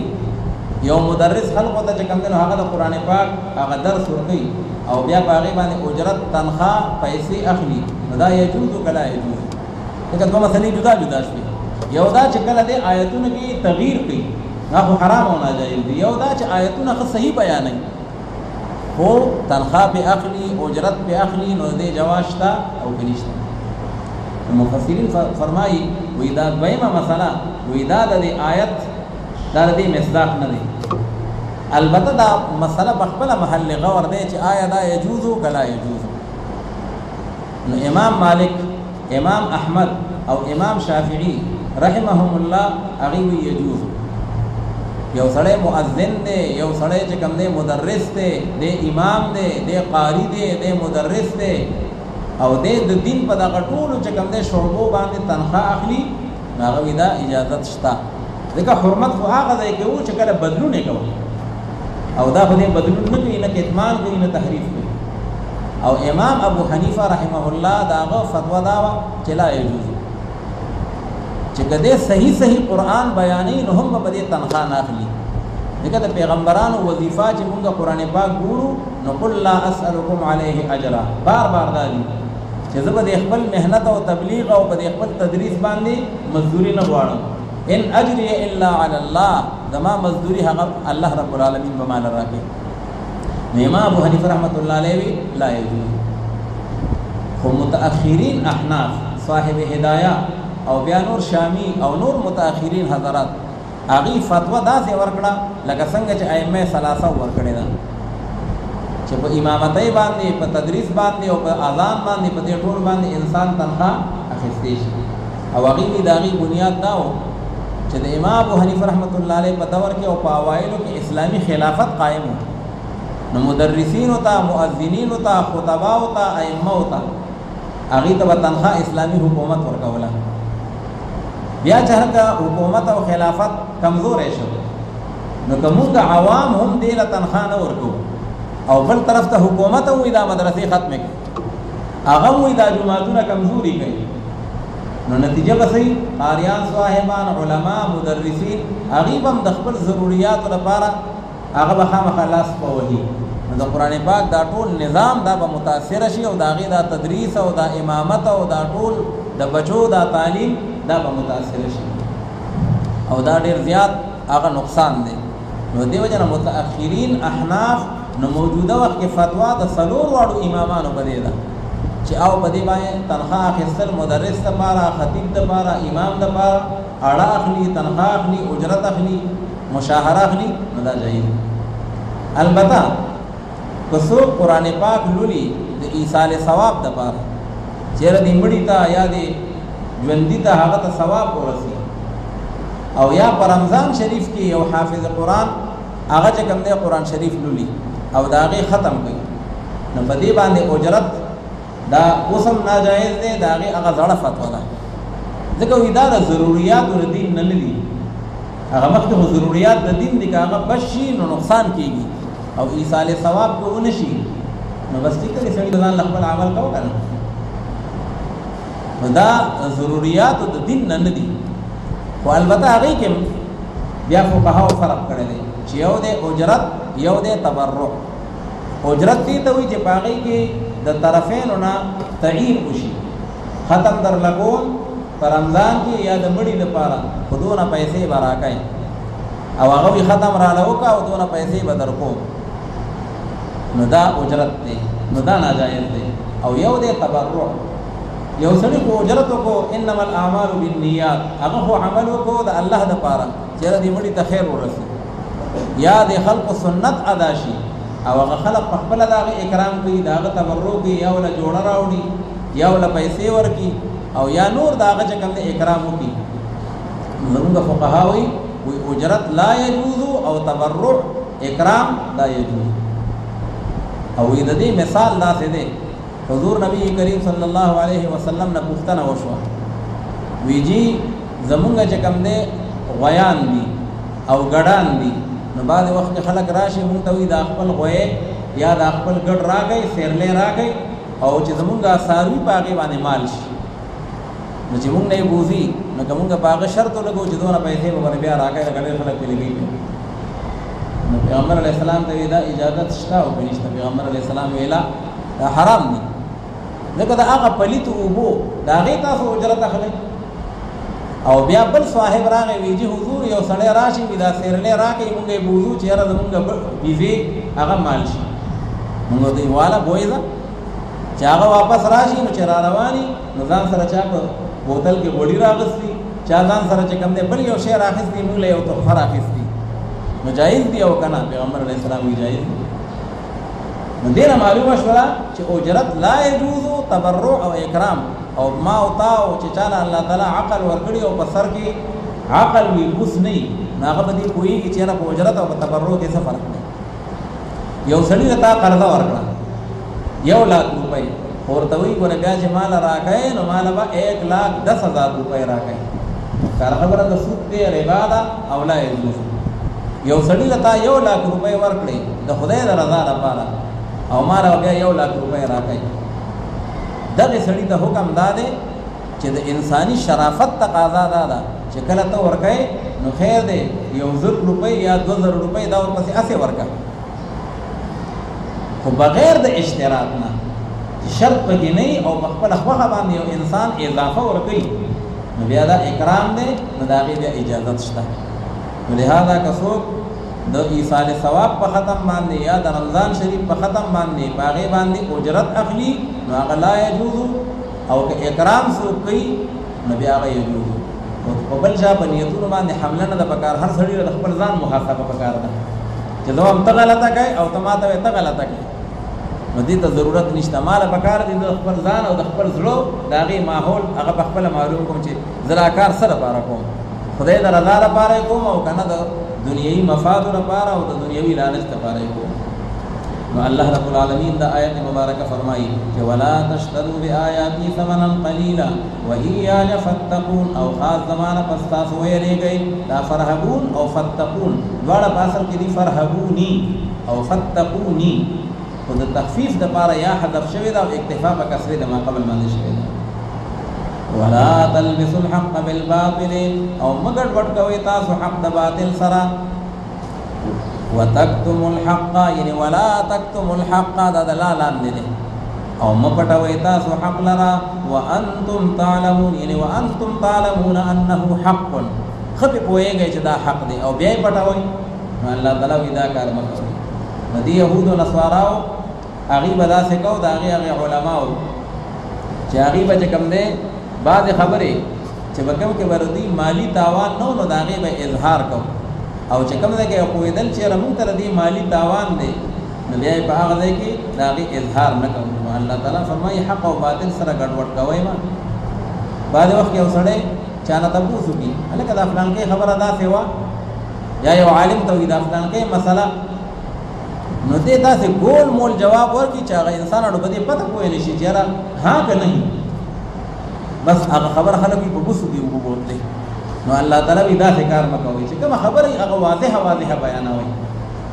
او هغه مسله چې کوم دی هغه په خلقو باندې ګډوډ کوئ مه. ولا تلبسوا الحق بالباطل وتكتموا الحق وانتم تعلمون واقيموا الصلاه واتوا الزكاه او قائم کئ تاسو مانځه لرا پابندیو کئ تاسو د مانځو او ورکئ تاسو زکات لرا ورکعوا مع الراکعين او تاسو رکوع کوئ سره د رکوع کوونکو نه نو یا په معنا دار چې صلوا مع المصلين یعنی په جمع باندې مونځ کوئ سره د مونځګزارو او یا دویم قول دا دی چې د یهودو په مانځه کې رکوع نه وه نو دیو جن الله تعالی فرمایي چې په شریعت محمدي کې په صلات کې رکوع دا رکن دی. نو ورکعوا مع الراکعين چې کله مونځ کوئ نو په هغې کې رکوع هم ادا کوئ او د دې شریعت مطابق تاسو چې کوم دی نو هغه مونځ ادا کوئ. اتأمرون الناس بالبر وتنسون انفسکم. اوس دغه د یهودو نصاراو د بني اسرائیلو بعضې علما که څوک به وله راغلل او دوی ته به یې وې چې یاره دا نبي آخر الزمان حضرت محمد صلی الله علیه وسلم حق نبی دی او کنه نو دوی به ورته وي او بلکل زموږ په کتابونو کې چې کوم علامات راغلي دي دا په هغې پوره دی او ایمان پرې راوړئ ملګرتیا یې وکړئ. که هغې به ورته وي تاسو ولې ایمان نه راوړئ یاره بس زموږ خو څه مجبورتیاګانې دي او زموږ خو خپل ماحول لږې مسلې دي او هغه مسلې دقه وي چې که چېرې مونږ اتباع وکړه نو مونږ په عامو خلقو کې شامل شو نو بیا به زمونږ هغه مالی او جانی چې کوم حب مال او حب جاه د هغې هغه مسلې دي نو هغه به مونږ ته مشکلات هغه به جوړ شي. نو خلقو ته به وي ایمان پرې راوړئ او پخپله به ایمان نه راوړئ. نو الله رب العالمین هغې ته دا آیت راولېږو چې اتأمرون الناس بالبر آیا تاسو حکم کوئ خلقو ته په نیکۍ سره نیکي دا ده چې ایمان پرې راوړئ صحیح دین دی. وتنسون انفسکم او حال دا ده چې تاسو یروئ هغه ځانونو خپلو لره ځان د نه هېر دی پخپله پې عمل نه کوئ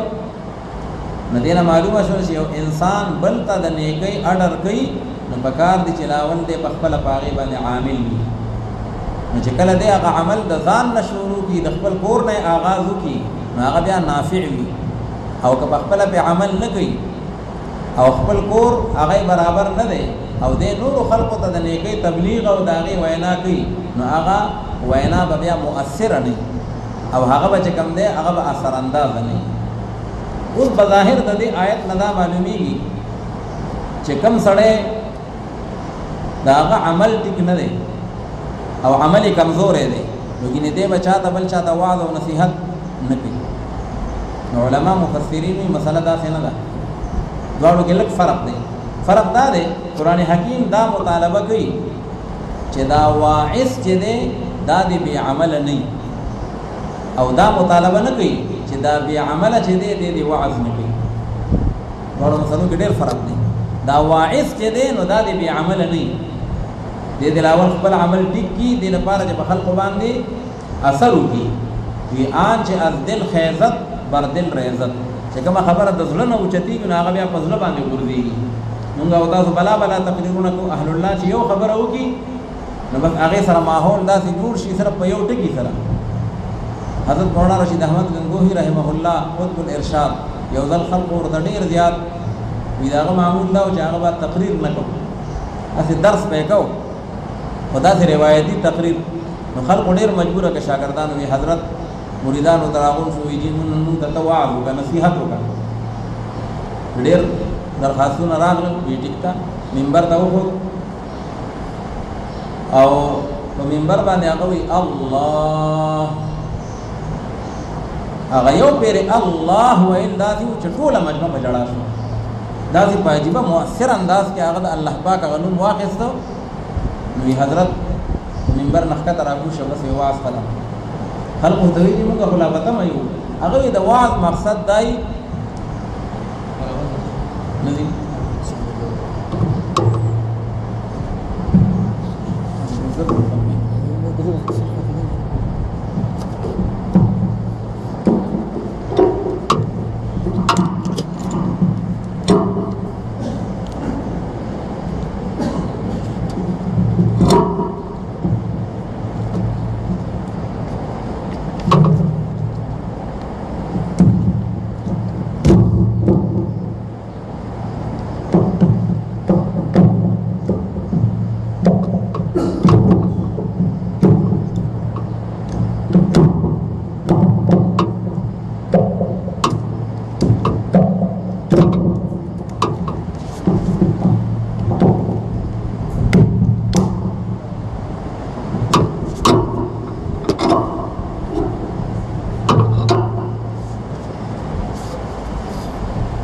فرمایل وی د وعظ مقصد چې دی دا چې د خلکو توجه ال الله راشي او بس غصاص والحمدلله توجه برابر شو مزید تقریر ته ضرورت نشي نو دا مقصد نه دی چې یاره بی عمل چې دی نو دا به وعظ نه کوي ځکه چې زه وعظ نه کوم بیان نه کوم ځکه چې زما عمل کمزور دی ته هم نه کوي ځکه زما عمل کمزور دی هغه بل هم نه کوي ځکه زما عمل کمزور دی نو دین دا ټول نظام به ودرېږي یا خو بسوک نه تدریس کوي نه به تبلیغ کوي او نه به چې کم دی نو هغه د دین بیان کوي هر یو سړی کې کمزوري خو بلا شي نو بیا به دا ټول نظام ودرېږي نو دا مقصد نه دی چې بې عمله به واعظ نه وي بلکې واعظ به بې عمله نه وي واعظ له پکار دی چې د خپله زندګي درست کړي واعظا کی جلوه بر محراب و منبر میں کنن واعظا کی جلوه بر محراب و منبر میں کنن چو بخلوت میں روان آنکاری دیگر میں کنن چې داسې نه وي چې منبر او محراب باندې د خلقو په مخ کې مونږ جلوې کوو او دا چې کوم دی نو هغه تقریرونه کوو دا لاسونه وهو او دا چل او پکې زمونږ خپله زندګي هغه جوړه نه وي هغه درست نه چې بیا کله ځان لشو نو بیا بل شان دي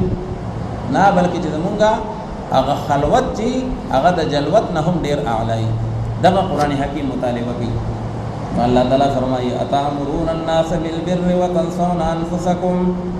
آیا تاسو حکم کوي خلقو ته په نیکۍ سره چې د رسول الله مبارک اتباع وکړي او تاسو ير کوي هغه ځانونو خپل لرا په خپل نه کوي وانتم تتلون الكتاب او حال دا چې تاسو تلاوت کوي کتاب لرا کتاب نه مراد دی تورات اے تاسو خود تورات عالمان یې تورات سار او ماقام لولې اهل کتاب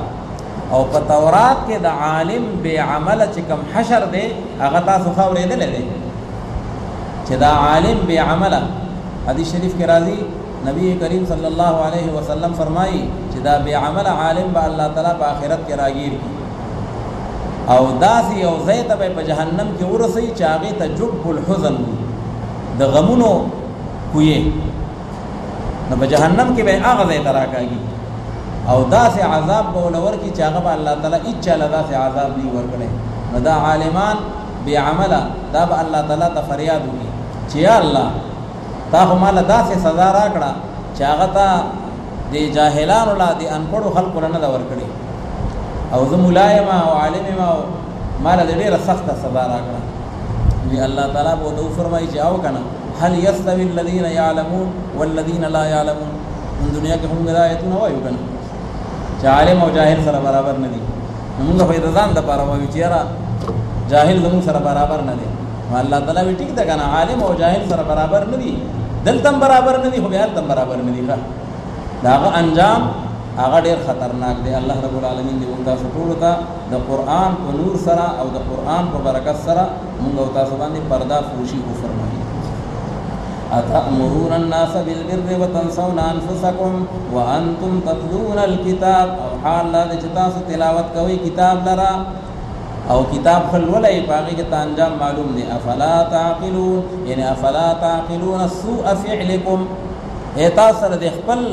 کار دا بدی پدې نه پويږي د خپل عمل په قباحت باندې نه پويږي د عقل نه کار نه اخلي واستعينوا بالصبر والصلاه اوس دا اهل کتاب چې نو دي د پیغمبر علی السلام اتباع ولې نه کوله د عالمانو د احبار او رهبانو د دې دوه رکاوټونه یو حب مال او بل حب جاه د دې مال سره ډېر محبت نو بیا به نظرانه او شکرانه بند شي موږ په عام خلقو کې حساب او بل دا چې اوس موږ ته حیثیت میلاو دی چې دا راهب دی دا عالم دی دا مفتی دی او چې کله موږ د پیغمبر علی السلام اتباع وکړو بیا ټوله مشری د دشوا او موږ بیا په کشرانو کې حساب شو نو حب مال او حب جاه دا دوه بیماری دي او دا ډېر خطرناکې بیماری دي پیغمبر علیه الصلاۃ والسلام فرمایي ما ذئبان جائعان ارسلا فی غنم وی دوا وږي شرمخان او چې دواړه وږي او چې دا په کنډک د بيزو باندې ورپرې دي نو دا دواړه وږي شرمخان به دومره بيزي ماتي نه کی څومره چې حب مال او حب جاه د انسان ایمان ماتي او د انسان ایمان ته څومره نقصان رسوي نو دومره هغه شرمخان د غړو بيزو ته نقصان او تاوان نشي رسولای نو الله تعالی وی راځي ایمان طرف تراشي د رسول الله مبارک اتباع طرف تراشي او کتا سو زموږ د ادو رکاوټونه دي راځي قران شفا ده تاسو موږ دغه علاج وکړو ډاکټر لاړ شي چې بیماری جوړ شي نو هغه علاج دا دی واستعینوا بالصبر والصلاه یو صبر او یو موس نو چې کله انسان کې صبر راشي د صبر ماده په کوم انسان کې پیدا شي د صوفیا چې د دومره مهنتونه کوي نو دام دغه صفات باطنه صبر قناعت او دارنګ تواضع او دا خپل صفات په انسان کې راشي او بل طرف ته تکبر لالچ حرص غضب او دارنګ چې کوم نه کینا او حسد چې دا د انسان د باطن نه لری شي په ذکر او اذکار سره نو الله تعالی وی ځان کې صبر پیدا کوي نو د مال مینه به مکمل شي او بل طرف ته موس شروع کوي موس پابندي شروع کوي نو موس کې انسان دا تندې بزمکه باندې او په خاور باندې راکاږي نو باغی کې بده کې عاجزي پیدا شي نو هغه د مرتبه هغه مینا هغه حب جا هغه بم کم شي مدارس او بعض علماء وی د صبر نه مراد دی روزه دیو جن رمضان شریف هغه ته وی شهر الصبر دا د صبر میاشت نو باغی کې انسان د اکل و شرب نه د خواهشاتو نه دا غي انسان صبر کوي نو الله تعالی فرمایي علاج دا دی چې یو روزه شروع کوي او یو د موس پابندي شروع کوي حب مال او حب جا به ختم شي او چې هغه ختم شي نو بیا به تاسو د قرآن او د رسول الله مبارک اتباع طرف ته وراشئ. واستعینوا بالصبر والصلاة او تاسو امداد غواړئ د الله رب العالمین نه په صبر سره او په مانځه سره. وانها لکبیرة، اوس دا دی چې علاج یې کوو خو نو هغه څه شی دی؟ مونځ. او هغه مونځ خو ځان له آسان کار نه دی. اوس موجوده ورځو کې چې انسان باندې د خوب غلبوي او بیا سار مانځه له پاسېدل، تکبیر اوله له پاسېدل او بیا ورسره تهجد له پاسېدل، نو دا خو ځان له وانها لکبیرة. بعد وخت کې ډاکټر سره له دوايي ورکي، هغه دوايي دومره ترخی چې د هغې خوراک ځان له امتحان دی. الله تعالی فرمایي چې خیر دی مونځ خو ګران دی خو الا علی الخاشعین، چې د چا په زړه کې عاجزي پرته ده او په هغې کې خشوع پرته ده او د الله نه یریږي او د الله تعالی پیشي هغه ته مخې ته ده، نو په هغه باندې مونځ دا بالکل ګران نه دی. نو دې نه معلومیږي چې په مانځه کې خشوع او په هغې کې عاجزي دا انتهایی ضروري ده، ځکه چې په هغې سره هغه ته سهولت او هغه ته آسانی پیدا کېږي. او چې خشوع پکې نه نو بیا چې کوم دی نو هغه مولانا روم رحمت الله علیه فرمایي وی بر زبان تسبیح در دلگاه و خر دین چنی تسبیح کې دارت اثر، چې بجبه باندې مونږ وی سبحانك اللهم وبحمدك والحمد لله رب العالمین او سبحان ربي الاعلى، خو در دلگاه و خر پزړه کې د دنه د غویانو او د خرو او د گاډو او د نور بلاګانو هغه سوچونه شروع کړي دي او بجبه باندې مونږ دا وایو نو این چنی تسبیح کې دارت اثر. ودا هي تسبیح بس اثر وکړي یا خو هغه انسان ته بیا مونږ ګران شي، هغه باندې بیا یو بوج شي او چې نه په دې توجه سره یې په خشوع خضوع سره یې. د دې وجه نه صوفیاو یو مسلک دی، صوفیاوی وی آن شخص کے در نماز نہ بیند جمال دوست،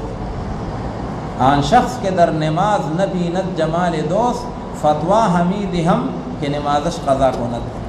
وی چې کوم سړی مونځ کوي مونځ گزار او دی پکې د دوست جمال نه ویني، د خپل محبوب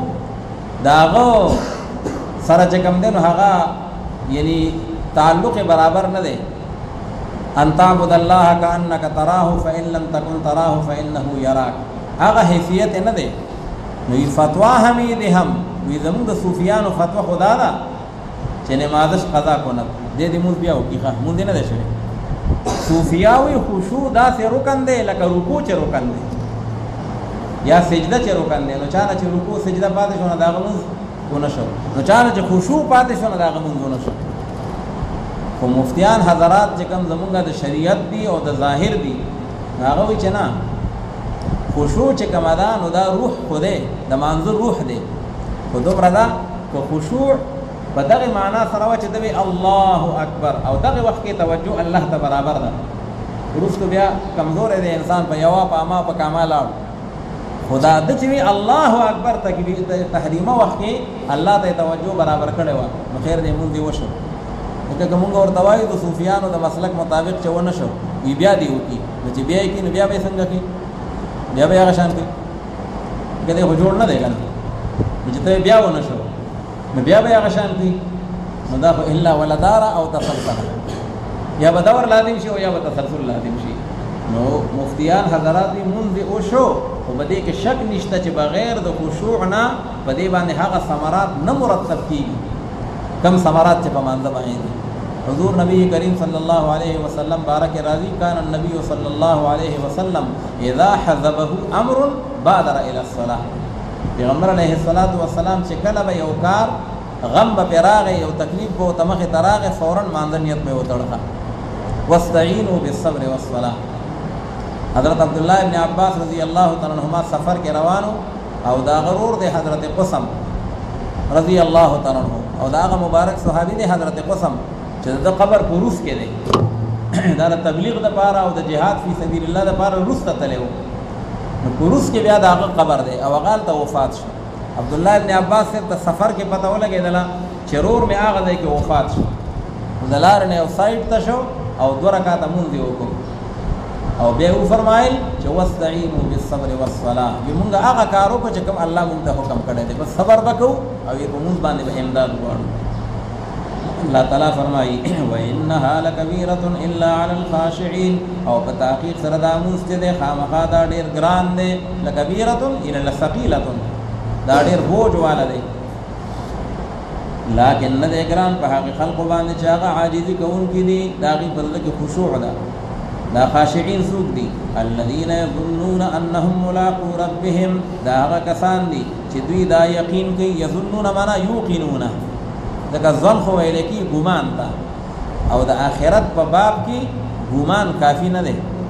که یو سړی به زما دا ګمان دی چې الله ته پیش کیږي زما دا ګمان دی چې زما دوباره ژوند کېږم نو دا لیسه بمؤمن په ګمان باندې کار نه کیږي دی به یقین کوي چې او الله ته پیش کېږم لکه په ګمان کې تاسو وای احتمال د جانب مخالف شته او چې کله احتمال د جانب مخالف پکې شته نو دا خو تصدیق نشو دا خو یقین نشو نو دی یظنون معنا دا یوقنون الذين يظنون انهم ملاقو ربهم دا خاشعين او عاجز کون کې هغه کسان دي چې دوی دا یقین کوي چې په تحقیق سره موږ ملاقات کوو د پروردگار خپل سره وانهم الیه راجعون او په تحقیق سره دوی به خاص په طرف د الله رب العالمین باندې واپس کیدونکي دي د دوی رجوع یو پیری موږ خامخه الله مخې لورځو چې سره مانځه ته ولاړ دی او د یقین دی چې زب الله ته پیش کېږم او دا اوس چې زکم دا خوب مې پرې خو دا مانځه ته ودرېدم او خوب را ټاټې را کولې خو بیا را پاسېدم او دا یقین دی چې زب الله ته پیش کېږم نو دا ګورموس ګران نه دی ښه او چې کله دغه یقین جوړ نه نو بیا به یقینا دا موږ دا وکول دتا و انها لکبیره نو الله تعالی فرمایي چې د ایمان نه او د رسول الله مبارک د اتباع نه تاسو مل رکیږي اهل علم چې کوم یې تورات او انجیل والا ولاول دا مولیان پاغه باندې ایمان راوړي او بیا به د انپړ خلق او امیین هغه ټول تاسو اتباع وکړي او چې کوم تاسو سره رکاوټ ته حب مال او حب جاه نو داغه علاج دا دی چې واستعینوا بالصبر والصلاه مقصد مش په